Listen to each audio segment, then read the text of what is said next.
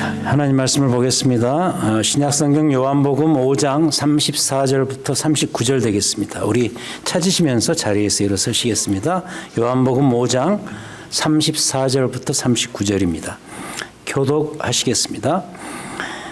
그러나 나는 사람에게서 증언을 취하지 아니하노라. 다만 이 말을 하는 것은 너희로 구원을 받게 하려 함이니라. 요한은 켜서 비추이는 등불이라. 너희가 한때 그 빛에 즐거이 있기를 원하였거니와 내게는 요한의 증거보다 더 큰 증거가 있으니 아버지께서 내게 주사 이루게 하시는 역사 곧 내가 하는 그 역사가 아버지께서 나를 보내신 것을 나를 위하여 증언하는 것이요 또한 나를 보내신 아버지께서 친히 나를 위하여 증언하셨느니라. 너희는 아무 때에도 그 음성을 듣지 못하였고 그 형상을 보지 못하였으며 그 말씀이 너희 속에 거하지 아니하니 이는 그가 보내신 이를 믿지 아니함이라. 너희가 성경에서 영생을 얻는 줄 생각하고 성경을 연구하거니와 이 성경이 곧 내게 대하여 증언하는 것이니라. 아멘. 앉으시겠습니다.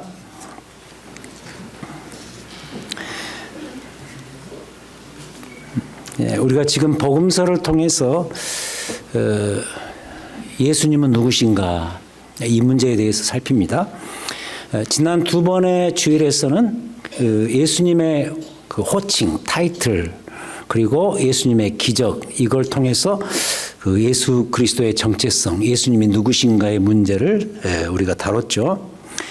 자, 오늘은 예수님의 입에서 나오는 말씀이 예수님 자신이 누구신가를 어떻게 증명하는지를 살펴보는 날입니다.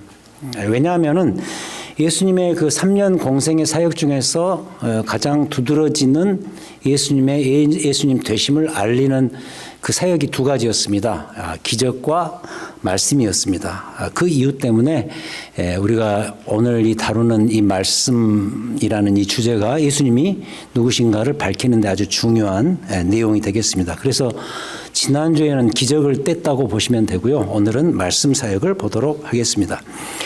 자, 이를 알아보기 위해서 일단은 오늘 본문의 배경을 좀 살필 필요가 있습니다.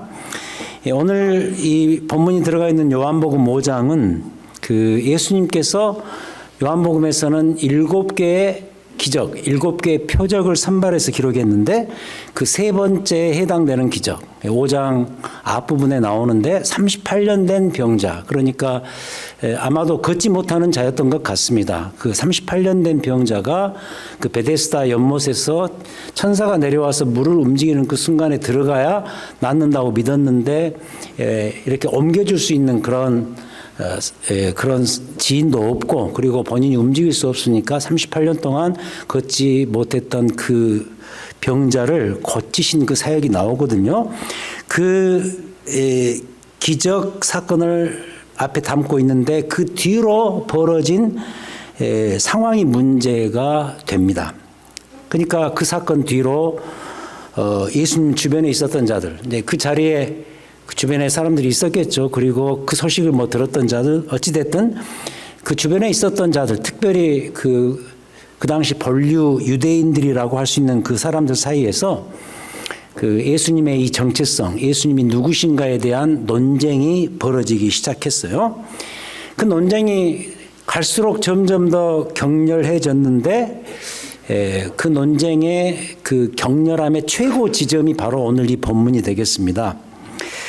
근데 더 큰 문제는 뭐냐면 이토록 격렬해지고 심각해져 가는 상황 속에서 사실상 논쟁의 중심 인물이 되시는 예수님 자신이 도리어 그런 거 있죠. 타는 불에 기름을 끼얹는 것 같은 더 심각한 발언을 하고 마십니다. 예를 들어서 5장 17절 앞에 넘기시면은 17절에 이런 구절이 나와요. 예수님께서 그 주변에 있는 사람들에게 말씀하시는데 이런 발언을 하십니다.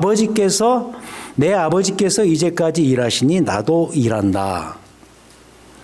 자, 이게 무슨 말일까? 대단한 발언인데요. 내 아버지께서 일하시니 나도 지금 일한다. 거기 있는 사람들이 이 말의 의미를 다 알아들었는데 무슨 뜻인가 하면은 한마디로 이겁니다. 나와 하나님 아버지는 같다. 하나님이 내 친아버지이시다. 내 기원과 내 유래는 하나님이시다. 이런 뜻이에요. 그래서 그 완전 신성모독이죠. 거기 있는 사람들이 이 말의 의미를 그렇게 당연히 해석을 하고 신성모독이라고 느껴질 만한 그런 분위기로 지금 가고 있는 것이죠. 유대인들이 믿는 그 여호와 하나님께서 하시는 그 모든 일들을 본인 자신이 하고 있다고 나서니 그들 입장에서 이 발언이 좋게 들릴 리가 없죠. 그래서 이어지는 18절에서 이런 기록이 나오죠. 하나님을 자기 친아버지라 하여 자기를 하나님과 동등으로 삼으심이러라. 우리는 지금 삼위일체를 당연히 믿으니까 이 말이 오히려 아멘 하면서 은혜가 되지만 적어도 그 당시에 있었던 그 주변에 있었던 사람들에게는 이 말이 신성모독으로 들릴 수밖에 없었던 것이죠. 그렇다면 오늘 읽은 이 본문의 상황은 어떤 것인가? 오늘 이 본문은 이미 실토된 예수님의 이런 위험스러운 발언들에 동조할 만한, 그것을 지지할 만한 증인 또는 증언을 찾아 나서는 내용이 되겠습니다. 특히 바로 이 앞부분에 보면은 하나님께서 가지고 계시는 그 심판의 권세. 유대인들이 듣기에는 그 심판의 권세가 하나님께 있으면 누구나 다 아는 사실입니다. 근데 그 심판의 권세를 예수님 자신이 똑같이 갖고 있다, 지금도. 그걸 위해서 내가 왔다라고 이야기를 하고 계신단 말이죠. 그렇다면 이 치명적인 발언, 이 치명적인 사실이 인정을 받을 수 있는 증인들이 필요했던 것이죠. 만약 예수님 혼자 이 문제를 놓고 증인으로 나선다면 그 증언은 참되지 않을 수 있으니까, 또는 참되게 들리지 않을 수 있으니까. 그게 31절에 나오죠. 31절에 내가 만일 나를 위하여 증언하면 내 증언은 참되지 아니할 것이다. 그 증거 제일주의라는 그런 말이 있죠. 그러니까 어떤 사건을 놓고 재판을 하든 간에 물증이 있어야 된다는 거죠. 강력한 증거가 있어야 된다는 것이죠. 심증으로만 할 수는 없습니다. 심판이 불가능하죠. 예수님께서도 그 법정적인 코트의 상황을 그런 식으로 지금 이용하고 계시는 것이죠. 그러니까 아버지와 내가 하나라는 이 사실을 증언해 줄 수 있는 증인이 필요하고 그 증언이 필요한 것이죠. 근데 이미 앞에서 결정적인 한 증인이 등장한 바가 있습니다. 그가 누구냐면 세례 요한입니다. 5장 33절 바로 앞 구절에서 이런 이야기를 하십니다. 예수님이 너희가 요한에게 사람을 보내매 이 요한이 이 진리에 대해서 증언하였다. 이 진리가 뭐죠? 예수님이 누구신가? 특히 예수님이 하나님 아버지와 동등한 분이시다. 하나님이 보내신 하나님의 아들이요 메시아다. 이런 사실. 이 진리에 대해서 이미 세례 요한이 증언하지 않았느냐? 그 이야기죠. 그렇지만 예수님께서 이렇게 못을 박습니다. 이 역시 한계가 있을 것이다. 너희들 눈에 보기에는 한계가 있을 것이다. 왜냐하면 세례 요한은 결국 한 인간이고 그의 역할이 여기 표현처럼 빛을 비추는 등불에 불과했기 때문이다 라는 것이죠. 여러분 그 세례 요한의 역할이 뭐죠? 저는 세례 요한의 역할을 손가락으로 항상 묘사를 하곤 합니다. 그리스도를 가리키는 손가락이죠. 근데 사람들은 참 이상한 게 그리스도를 가리키는 그 손가락만 보는 거죠. 그래서 예수 그리스도가 아니라 가리키는 손가락인 세례 요한이 마치 메시아인 것으로 착각을 했었죠. 그 사실을 잘 알고 있었기 때문에 예수님께서 세례 요한의 이 증언만으로는 부족할 수 있다라고 말씀하시는 거죠. 자, 그래서도 세례 요한의 이 예수님에 대한 이 증인으로서의 역할은 이미 다 끝이 났습니다. 그가 아무리 예수님에 대해서 잘 증언을 한다 할지라도 결국 그것은 사람의 증언일 뿐이다. 이런 이야기겠죠. 그래서 이제 필요한 게 뭐냐? 참 증인, 참 증언이 필요하다는 거죠. 그가 등장해야 되는데 그가 누구냐? 오늘 다룰 주제입니다. 세 개의 증언이 나오는데 첫 번째는 하나님의 증언입니다. 그러니까 하나님 아버지의 증언이죠. 두 번째는 구약 성경의 증언, 세 번째는 신약 성경의 증언. 자, 첫 번째 하나님의 증언. 놀라운 사실입니다. 오늘 말씀에서 그 이야기를 하십니다. 36절. 내게는 세례 요한의 증거보다 더 큰 증거가 있는데 그게 뭐냐? 하나님 아버지께서 내게 주사 이루게 하시는 역사, 곧 내가 하는 그 역사가 아버지께서 나를 보내신 것을 나를 위하여 증언하는 것이다. 37절, 또한 나를 보내신 아버지께서 친히 나를 위하여 증언하셨다. 기가 막힌 엄청난 발언을 또 하십니다. 그러니까 여기를 보면 성부 하나님께서, 이 성부 하나님은 지금 그 자리 앞에 있는 유대인들이 철석같이 믿고 있는 하나님, 여호와 하나님 아버지죠. 그 성부 하나님께서 예수 그리스도 자신의 주되심, 빛되심 첫 번째 증인으로 예수님이 등장시키고 계시는 거죠. 그럼 어떤 방식으로 하나님 아버지께서 성자 그리스도의 증언자가 되어주시는가? 그 방식이 중요한데 방금 읽었던 36절에 이런 표현이 나오지 않습니까? 요한의 증거보다 더 큰 증거. 그러니까 성부 하나님께서 성자 예수에 대해서 더 결정적이고 더 확실한 물증, 증거를 갖고 오셨는데 그 증거가 뭐냐? 예를 들어서 지금 만천하에 드러나고 있는 그런 증거들이라고 선언하시는데 그 결정적인 증거가 예를 들어서 뭐냐? 요한복음에 나오는 여러 기적들. 요한복음은 그 기적을 표적이라는 단어로 바꿔서 사용을 하죠. 그 기적들이 그 역사라는 말이 일이라는 말인데 주께서 하시는 그 일들, 예를 들어서 우리가 지난주 살핀 물 위를 걷는 기적이라든지 풍랑을 잠잠케 하는 기적이라든지 오병이어의 기적이라든지 그 기적들이 바로 결정적인 증거다. 하나님 아버지께서 나를 보내신 결정적인 증거다. 그 이야기예요. 그래서 이 요한복음은 그 다른 마태, 마가, 누가, 공관, 복음서와는 달리 기적이라는 그 단어 대신 표적이라는 단어를 채택합니다. 영어로는 사인이죠. 헬라어로는 세메이아라는 그런 단어인데 표적. 그러니까 이 표적이라는, 이 사인이라는 말의 의미는 뭐냐면 그 안에 뜻이 있다는 거예요. 의미가 담겨져 있다는 것이죠. 예를 들어서 요한복음 6장에 나오는 오병이어의 기적을 놓고 봅시다. 그게 어떤 의미의 표적인가? 다시 말해서 그 엄청난 기적이 어떤 의미를 가지고 있을까? 그 베세다 들판에서 5,000명, 남자만 5,000명이니까 어마어마한 숫자인데 거기에 아마 같이 따라온 사람까지 합하면 10,000명은 좋게 넘는 그 어마어마한 숫자의 사람들에게 물고기 2마리와 떡 5덩이로 배부르게 먹게 하는 그 어마어마한 기적. 근데 중요한 것은 그 기적의 현상보다는 의미가 있다는 거죠. 무슨 의도에서, 무슨 의미로 그 기적이 일어났을까? 다시 말해서 이 표현을 빌리자면 성부 하나님께서 아들 그리스도를 통해서 왜 이 엄청난 기적을 행하셨을까? 그 의도, 의미가 뭘까? 이걸 살펴야 되는데 놀랍게도 요한복음에서는 그것을 정확하게 설명을 합니다. 예수님께서 그 뒤에 그 오병이어 기적에 대한 해설판, 설교를 아주 길게 하시는데 결론은 이겁니다. 내가 하늘에서 내려온 The Bread of Life, 생명의 양식이다.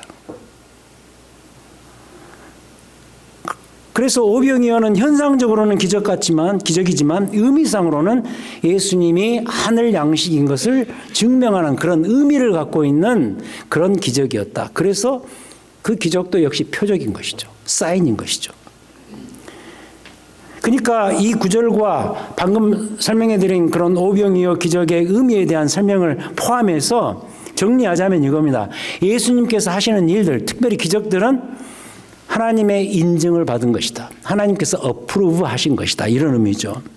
하나님의 허락과 일하심 아래서 이루어졌던 것이 뭐냐? 예수님의 행하신 일들, 역사, 즉 기적들이었다.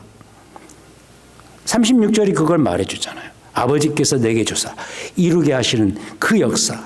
그게 아버지께서 나를 보내신 것을 결정적으로 증언하는 증거가 된다는 그 이야기죠. 그래서 이 첫 부분의 결론은 뭐냐? 이 표현은 성부 하나님께서 성자 그리스도의 증언자, 증거가 되신다는 뜻인 거죠. 근데 이제 이것도 부족했는지 예수님께서 두 번째로 하나를 더 추가시키는데 그게 구약 성경의 증언입니다. 39절. 오늘 말씀에서 어쩌면 요한복음 5장 전체에서 제일 중요한 구절로 볼 수가 있는데, 너희가 성경에서 영생을 얻는 줄 생각하고 성경을 연구하거니와. 이 말은 맞죠? 여기까지. 유대인들은 성경을 열심히 연구합니다. 이유가 뭐죠? 그 안에서 구원과 영생을 얻기 위해서 그렇게 하겠죠? 그렇다면 너희들이 열심히 연구하고 읽는 그 성경의 역할이 뭐냐? 성경이 곧 내게 대하여 증거하는 것이니라. 여러분 이런 이야기 들으면 또 금방 우리는 아멘 해요. 근데 그 당시 그 자리에 있었던 사람들은 이 말은 기가 막힌 이야기예요.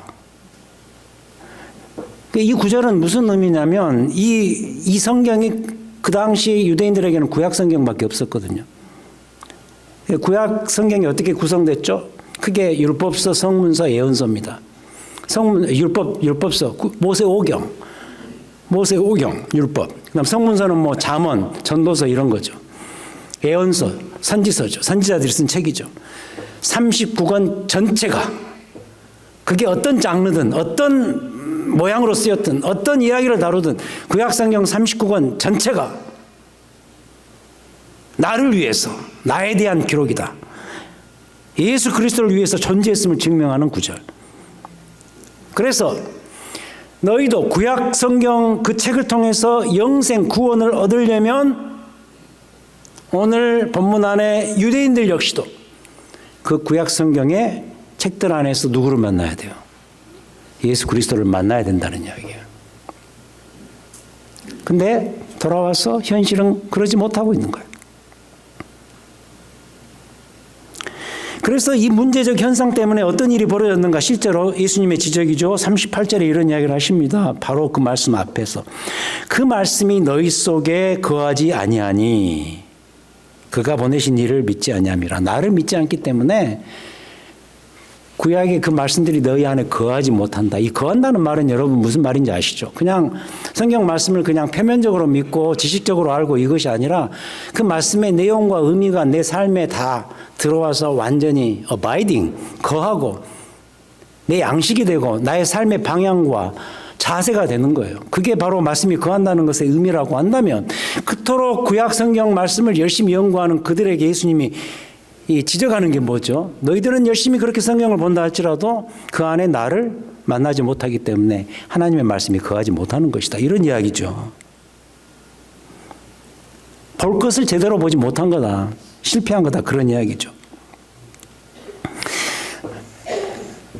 다시 돌아와서 이 점은 사실 지금의 우리에게 많은 교훈을 줘요.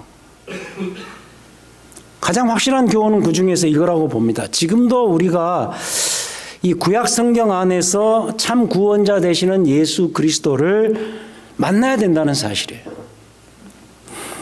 근데 현실적으로 보면 우리 역시 잘 그러지 못하고 있는 것 같아요. 그 현상 중에 하나가 뭔지 아세요? 예를 들어서 지금 왜 여러분들의 의식 가운데 그게 있습니다. 구약 성경을 이상하게 열등하게 보는 그런 특징이 있습니다.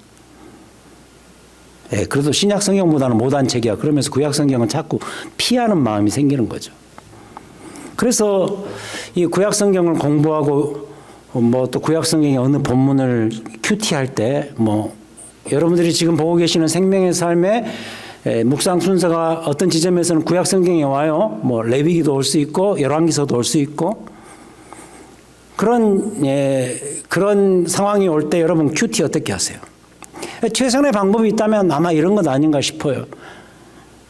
구약 그 책 그 부분을 그저 내 어떤 신앙의 도덕과 윤리 정도로서만 해석하는 방식이죠. 예를 들자면 보세요. 레위기가 짧지 않잖아요. 긴 책인데 그게 이제 생명의 삶 본문으로 채택되어서 계속 우리가 묵상을 한 2달간 한단 말입니다. 그럴 때 레위기 보면은 참 지루한 내용이 많잖아요. 이상한 율법도 많고, 뭘 금하고, 뭘 하라 그러고, 특히 그 음식 같은 거, 그런 거 나오죠. 비늘 있는 생선은 먹으면, 비늘 없는 생선은 먹으면 안 되고, 이런 거. 할 때, 내가 소중히 여기는 이 성경 율법서에서 이 음식 피하고 이 음식은 먹으라 그러니 우리도 그렇게 먹어야 되겠다? 기왕 예수 믿고 사는 거, 건강하게 살아야 되는데, 거기서 그렇게 말하니 그 음식, 먹어야 되겠다라고 레위기가 여러분들에게 주어졌을까요? 뭐 그건 좀 더 그렇고 더 쉬운 거 있어요. 여러분 뭐 역사서 있죠. 예를 들면 요셉에 대한 스토리가 창세기 마지막에 쫙 나와요. 그럼 우리 되게 그렇게 하잖아요. 요셉이 이런 식으로 이 상황에서 살았으니 우리도 이 상황에서 이렇게 결단하고 살아야 되겠다 라고 한다든지. 근데 이제 문제가 언제부터 발생하냐. 그 반대 상황이 있을 때는 어떻게 할 거예요? 야곱의 아들, 예를 들어서 그 유다가 며느리하고 동침을 해서 자식을 낳습니다. 며느리하고.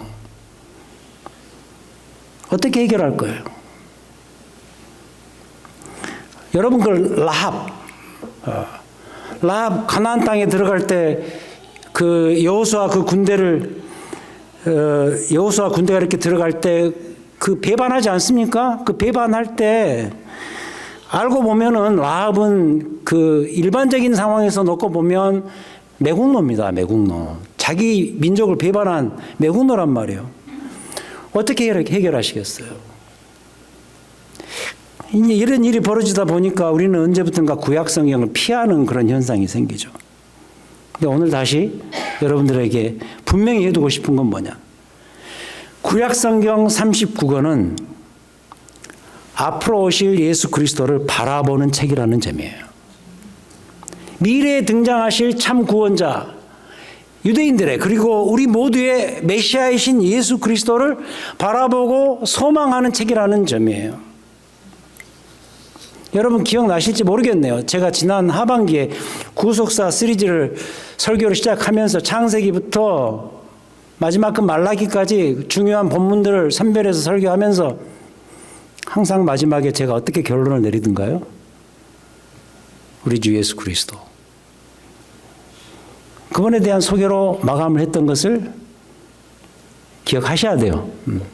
기억이 잘 안 나시겠지만. 이유가 있었던 거예요. 예를 들어서 구약성경의 모세오경, 율법서. 거기 보면 수많은 율법이 나오고 수많은 성막 제도가 나오고 그 모든 구약의 율법과 성막의 진정한 완성자로 오신 예수 그리스도, 이건 신약성경 히브리서가 제일 많이 하는 이야기죠. 참 완성자로 오신 예수 그리스도, 참 성막 되시고 참 성전 되시고 구약의 모든 속죄의 근원 되시는 우리 주 예수 그리스도를 모세오경에서 만나야 될 것이고, 전도서, 잠언 뭐 이런 책은 하나님께 진실로 순종하면서 살았던 참 인간이신 예수, 인간상을 온전히 회복하신 그 예수를 우리가 경험해야 되고, 그 뒤에 나오는 대부분의 선지서들, 예언서들, 미래의 종말적 완성의 사건은 결국 그 사건들을 성취하실 참 선지자 되시는 예수 그리스도를 소망했던 책이라는 점 잊지 말고 구약 성경을 대하셔야 된다는 거예요. 근데 바로 이 점을, 바로 이 중요한 포인트를 이 지점에서 예수님 자신께서 친히 증언하고 계신다는 사실. 이 성경이 누구에 대해서? 곧 내게 대하여 증언하는 것이니라. 맞죠? 두 번째 포인트. 구약 성경이 증언을 합니다. 세 번째. 여기에 하나 우리가 추가를 시켜야 되는데 그게 뭐냐? 신약 성경의 증언들이다. 신약 성경 자체가 그리스도가 오신 이유를 다루는 책이기 때문에 이 문제에 대해서는 더 이상 말할 필요가 없죠. 물론 예수님께서 이 말씀하시는 이 시점에는 그들 손안에 구약 성경밖에 없었어요. 하지만 예수 그리스도께서 오셔서 사역을 다 완성하신 후로는, 특별히 지금 우리가 보고 있는 것처럼 말씀과 기적을 통해서, 그리고 그 모든 것의 절정판인 십자가와 부활을 통해서 그 모든 사역을 다 완성하신 후로는 우리의 손에 지금 27권의 신약 성경이 주어져 있다는 거예요. 그래서 이 책들, 이 신약 성경 안에서는 구약 성경의 예언과 소망대로 앞으로 오실 그 그리스도가 실제로 우리의 역사 가운데로 오셔서 신년 주일에 설교했던 것처럼 때가 참에 그 역사적인 결정적인 시점에 우리 가운데 인간의 모습으로 율법 아래 나셔서 오셔서 이미 오신 그 그리스도를 풍성히 소개하고 있단 말이죠. 무엇이? 신약성경 27권이 다. 그래서 신약성경 어디를 봐도 예수 그리스도를 찾는 일은 전혀 어렵지가 않습니다. 왜? 신약성경 전체가 그분을 증거하기 때문에. 예를 들어서 사복음서 지금 보잖아요. 주제가 뭐라고요? 그리스도는 누구신가? Who is Jesus? 이게 복음서의 주제예요. 어떻게 소개되죠? 그가 드디어 오셨다. 우리 가운데 오셨다. 드디어 왔다. 그래서 카운트다운. 그분의 십자가와 부활로 하나님의 나라가 우리의 구원이 완성되어서 이제 카운트다운 시작되었다. 이게 뭐예요? 복음서. 사도행전. 그리스도의 부활과 승천 이후로 그럼 이 복된 이 너무너무 기가 막힌 이 복된 소식이 어떻게 이 세상에 편만하게 증언되고 전파되었는가. 복음이 전진하는 역사를 다루고 있고. 서신서, 편지들, 바울의 편지들, 사도들의 편지들, 교회를 통해서 그 복음이 그들의 삶과 교회 속에 어떻게 해석되고 어떻게 적용되는가. 요한계시록 그 모든 결말은 어떻게 이루어질 것인가. 어때요? 이게 뭐예요? 신약 성경. 그 내용의 중심에 누가 서 계시죠? 예수 그리스도. 이게 뭐예요? 신약 성경이에요. 지난주에 이미 시작되었어요. 제가 뭐 교회 카톡방에 좀처럼 그런 말을 쓰지 않는데 제가 썼죠. 주목하시고 지금부터 온라인 수요 성경 공부 업로드 되면 꼭 공부하십시오. 제가 그렇게 부탁을 했는데 후반전으로 들어가게 되었습니다. 그래서 금년 전반기 내내 이 신약 성경의 서신서들, 바울의 편지들, 그리고 사도들의 편지, 베드로 전후서, 야고보서, 히브리서, 이 편지들과 요한계시록을 강의할 예정인데 거기에는 무슨 내용이 나오느냐?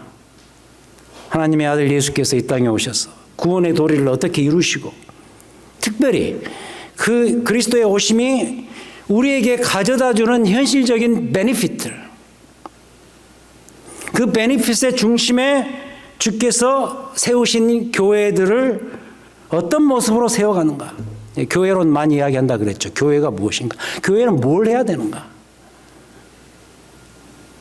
이 이야기를 할 거예요. 대충 듣지 마시고 잘 들으시기를 바라요. 여러분의 특히 그리스도를 향한 고백, 그리고 그와 관련된 이 교회에 관련된 이 고백들이 거기에 다 들어가 있을 거예요. 제가 이 말씀을 강조하는 이유가 있어요. 다시 본 설교로 돌아가서 이 두 번째, 세 번째 증언자 역할을 했던 구약성경과 신약성경 그 중요성에 대해서 다시 강조하기 위해서요. 이번에 제가 컨퍼런스를 다녀왔잖아요. 이틀 동안 아주 그냥 바삐 다녀왔는데 이번 공교롭게도 정말 이걸 코인시던스라 그러잖아요. 공교롭게도 일치됐는데 그 주제가 뭐냐면 The Supremacy of the Scripture예요. 성경의 우위성이죠. 어느 정도로 우위성에 그 자리를 점유하고 있는가. 유일하고 오직 유일하고 최고의 우리의 신앙과 삶의 기준 성경 어떤 관점에서 각 분야에 수고하시는 그 교수들 뭐 신약학자, 뭐 조지신학자, 뭐 실천신학자 나와서 이렇게 각 세션을 맡아서 강의를 했는데 여러분 제가 거기를 그렇게 돈 들여서 가는 이유가 있어요. 이유가 뭐냐면 목사는요, 여러분 목사는 굉장히 중요한 존재예요, 교회에서. 왜냐하면 목사가 가지고 있는 신학과 신앙의 그 트랙이 뭐 하루 이틀이 아니잖아요. 뭐 부흥회하고 하루 뭐 끝나는 그게 아니잖아요. 10년이고 20년이고 같이 있으면 그 신학적인 트랙이 여러분들이 그대로 들어가요. 그럴 수밖에 없어요. 그래서 그 담임 목사가 중요한 거예요. 근데 그 theological track, 그 신학의 그 트랙이 계속 건강한 모습으로 가면 얼마나 좋겠어요. 근데 목사도 인간인지라 한계가 있어요. 뭐 이렇게 일을 하고 사역하다 보면은 이걸 자꾸 잊어버리고 신학교 졸업한 지도 오래되고 그걸 유지를 하려면은 건강한 방향으로 유지를 하려면 이제 혼자 하는 수밖에 없는데 그때는 뭐 책 보고 연구하고 해야 되는데 그게 또 잘 안 될 때도 있고. 그 시간이 지나면 이런 생각이 드는 거예요. 내가 이거 잘 가고 있는가. 제가 가는 이유가 그거예요. 가면은 그 트랙이 안전한가. 그 안에 있는가. 이걸 발견하는 거예요. 이번에 홍문기 장로님 같이 가셨는데 좀 증언을 해 주셔야 돼요. 그 트랙이 잘 가고 있구나 확인됐어요. 또 벗어나지 않아야 되겠구나. 이런 것들을 해주는 게 그런 컨퍼런스 역할이거든요. 근데 이번에 강조했던 내용이 다 그거예요. 하나님의 말씀이 교회와 우리 신앙에 얼마나 중요한 표준인가, 어떤 면에서 그러는가 각 영역별로 설명을 다 하는 거죠. 39절에서 말하는 구약 성경만이 아니고 우리가 이미 갖고 있는 이 신약 성경도 결국은 모든 성경의 예수 그리스도의 구원자 되심, 메시아 되심, 왕 되심, 영생 되심, 성부 하나님께서 아들 그리스도를 통해서 이 땅에 보내셔서 이루신 그 구원의 역사에 대한 어마어마한 거창한 드라마에 대한 스토리, 성경이 이걸 말하는 최고의 증거임을 잊지 말자는 거예요. 자, 그렇다면 어때요? 예수님의 존재와 사역을 증명하는 일에 있어서 이만큼 결정적인 증거들이 어디에 있겠는가? 1번 뭐였죠? 성부 하나님이 친히 증언하시고, 두 번째 구약성경 오실 예수 그리스도에 대한 증거고, 신약성경 이미 오신 예수 그리스도에 대한 증거죠. 세 가지 그리스도의 주되신 메시아 되심을 증언하는 것을 오늘 살폈어요. 더 나아가서 그리스도께서 여기만이 아니라 앞으로 계속해서 하실 예수님의 설교 말씀, 이것은 결국 뭐다? 예수 그리스도의 주되신 메시아 되심, 왕 되심을 설명하고 도와주는 툴이다. 이걸 기억하시라는 거죠. 자, 그럼 이럼에도 불구하고 오늘 이 본문의 유대인들의 혼동이 우리의 혼동일 수 있다는 사실은 여전히 변함이 없습니다. 우리가 어쩌면 이미 오신 예수 그리스도를 증언하는 이 신약 성경까지 다 손에 들고 있으면서도 그 성경들 안에서 놀랍게도 예수 그리스도를 실종시켜버리는 일들이 생긴다는 거예요. 이번에 갔던 그 신학교에 마이클 호튼이라는 아주 유명한 교수가 계시거든요. 근데 그분은 이번에 강의에 참여하지 않으셨더라고요. 근데 그분이 쓴 책 가운데 Christless Christianity라는 책이 있어요. 여러분, 그리스도가 실종된, 그리스도가 빠져버린 기독교가 가능한가? 근데 그 책 내용을 보면은 현재 이 나름 복음주의권에 있다고 하는 교회들 가운데 상당수가 성경이 말하는 그 그리스도를 실종시켜버리는 일들이 벌어지고 있다는 거지. 그걸 지적하는데 아주 통렬한 책입니다. 번역도 돼서 제가 도서관에 그 추천했던 책 중에 하나인데 있는지는 모르겠습니다. 그리스도 없는 기독교라고 번역됐죠. 부흥과 개혁사에서 번역한 책인데요. 이야기를 하는 이유가 뭐냐면 우리도 그럴 수 있다는 거예요. 성경 묵상을 통해서 예수 그리스도를 대면해야 되는데도 우리는 성경에서 어쩌면 내 입맛에 맞는 말만 골라서 내 종교적 취향을, 테이스트를 달성하려고 시도를 한다는 거예요. 이건 틀린 신앙생활이다. 여전히 우리는 내 중심적이에요. 여러분, 내 중심적 신앙생활이 뭔지 아세요? 내가 듣고 싶고 내가 보고 싶은 예수만 찾는 신앙생활이에요. 이런 방식은 교회를 오면서도 예수에 대한 내 그림을 가지고 오는 거예요. 내가 그린 예수가 있는 거죠. 그 그림을 찾으면 되는 거고 아니면 말고. 결정은 내가 한다지. 맞아요? 아니라는 거예요. 온전한 신앙생활은 뭐냐? 성경이 증언하는 예수. 2주 전에 표현을 빌리자면 예수가 말하는 그 예수. 그 예수의 그림에 내가 왜곡되고 잘못 찾아왔던 그 예수를 맞춰가는 작업이에요. 시정해 나가는 작업이에요. 그게 온전한 신앙생활이에요. 그것이 바로 오늘 말씀이 말하고 있는 주의 말씀이 내 안에 거하는 일이에요.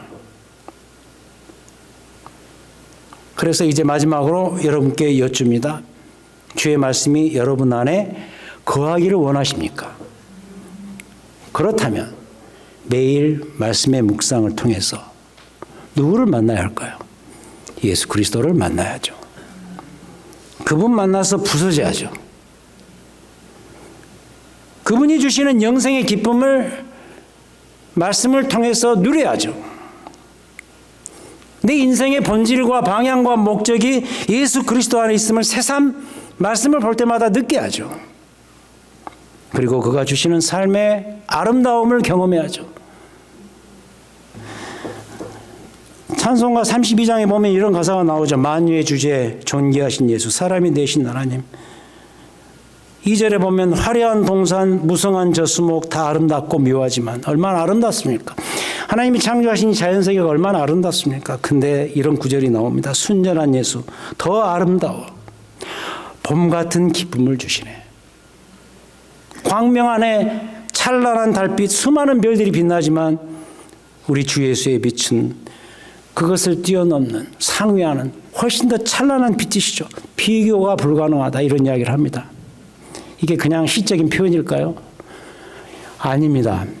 예수 그리스도의 존재와 일하심과 그 모습 안에는 이 세상의 최고의 뷰티, 아름다움이 있습니다. 그 말씀을 통해서 그 그리스도를 만나셔야죠. 삶의 아름다움의 본질을 경험해야죠. 그렇지 않으면 어쩌면 우리는 오늘 이 본문의 유대인들처럼 될 수가 있습니다. 말씀이 거하지 않는 거죠. 설교 후에 찬송가 200장을 부를 거예요. 달고 오묘한 그 말씀. 말씀이 왜 달고 오묘할까요? 시편 119편의 시편 기자가 말씀은 송이꿀보다 더 달다 이런 이야기를 하지 않습니까? 왜 그 말씀이 달고 오묘할까? 그 이유는 오늘 이 말씀에 근거하자면 성경을 통해서 가장 아름다우신 예수님을 만나기 때문이에요.